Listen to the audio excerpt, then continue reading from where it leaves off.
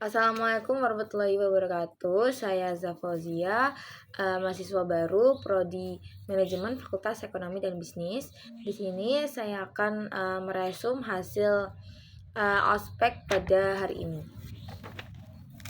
Yang saya ingat adalah kutipan dari Kak Hamzah yang berbunyi, "Jadilah mahasiswa kura-kura yang aktif mengikuti organisasi dan bukanlah menjadi mahasiswa kupu-kupu yang hanya diam dan tidak aktif dalam mengikuti organisasi."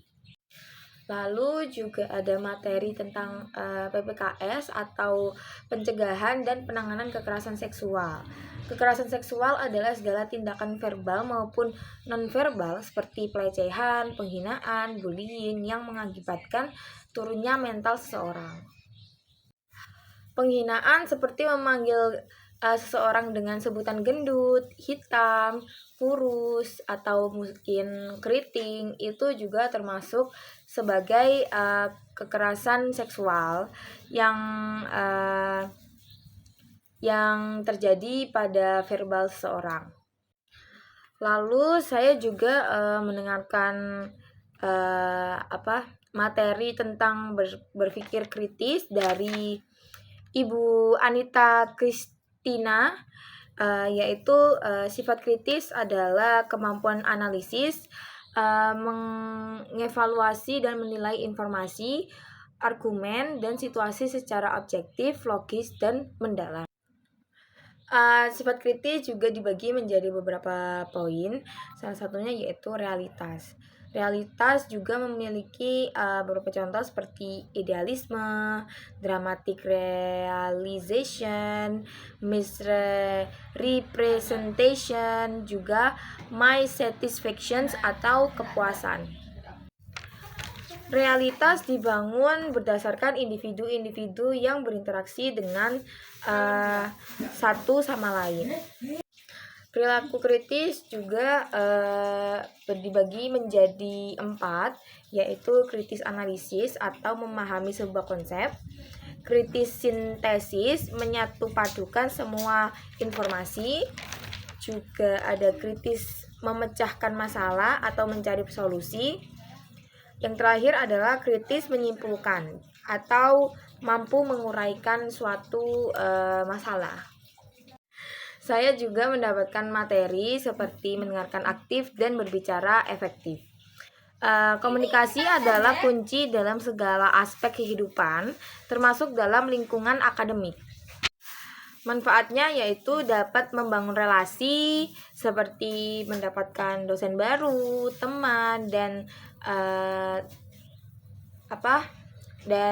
relasi-relasi seperti di dalam lingkungan sesama akademika. Juga dapat bermanfaat seperti menyampaikan ide secara jelas dan persuasif, juga memecahkan masalah secara kolaboratif, dan meningkatkan kepercayaan diri dalam berinteraksi dengan orang lain. Saya juga dapat materi tentang cara menjadi seorang pendengar aktif. Yang pertama yaitu memiliki fokus penuh kepada pemateri. Yang kedua, lalu hindari instruksi atau menyela di saat pemateri sedang menyampaikan materinya.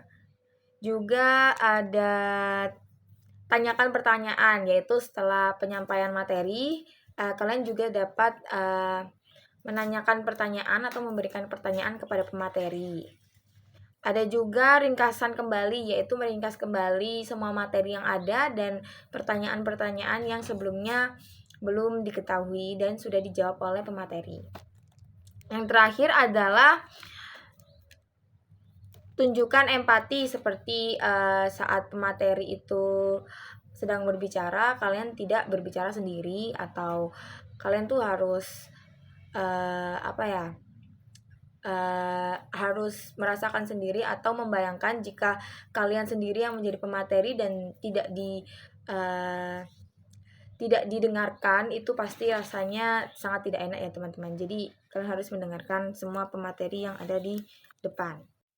Lalu saya juga mendengarkan arti berbicara efektif adalah kemampuan menyampaikan pesan dengan jelas dan ringkas dan tidak bertele-tele seperti itu.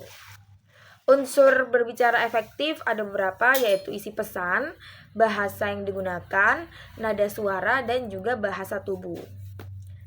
Ada juga teknik berbicara efektif seperti persiapan, struktur, fokus pada pendengar, dan juga latihan.